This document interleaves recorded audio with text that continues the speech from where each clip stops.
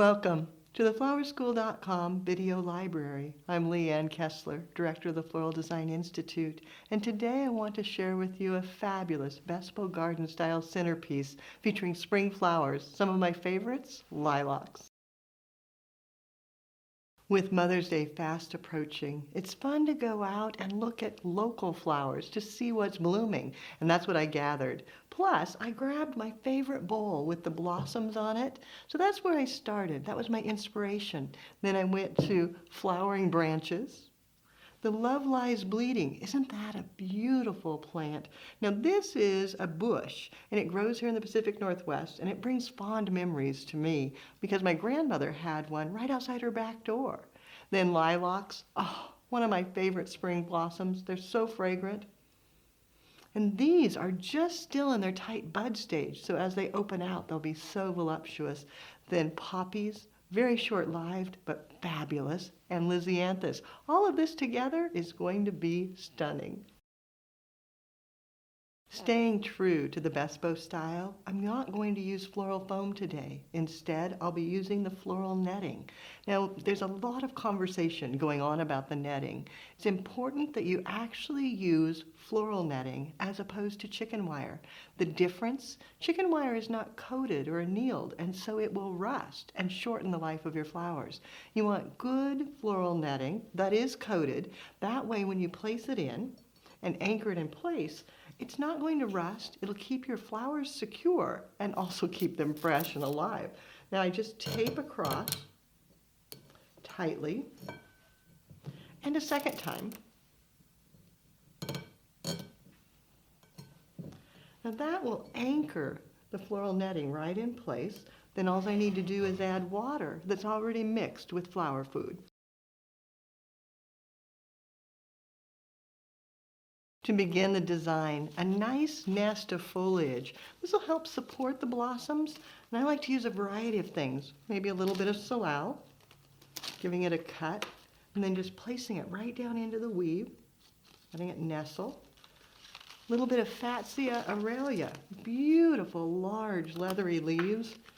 And when I work with these, I oftentimes will do them in pairs, one terraced over the other, just to get a little bit of dimension. And then as I continue on, other things will come in between.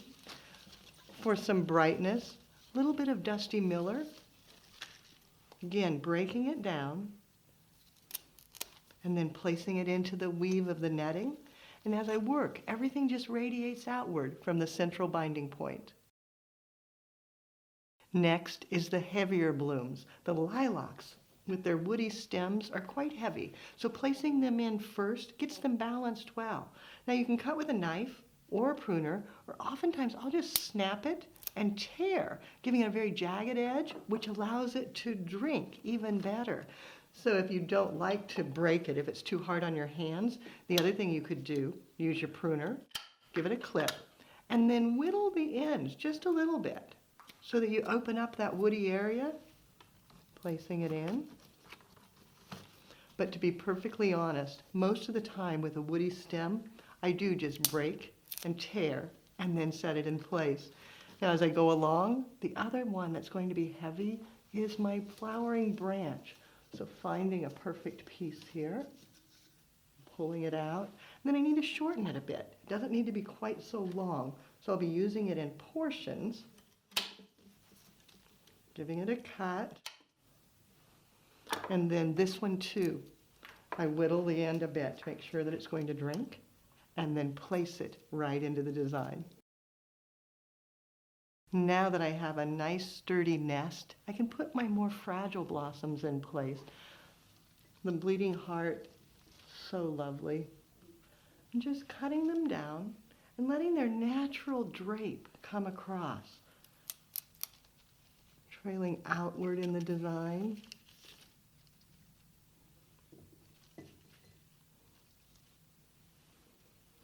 Don't need quite as much foliage on this piece, but I'm going to save that because it's such a gorgeous one.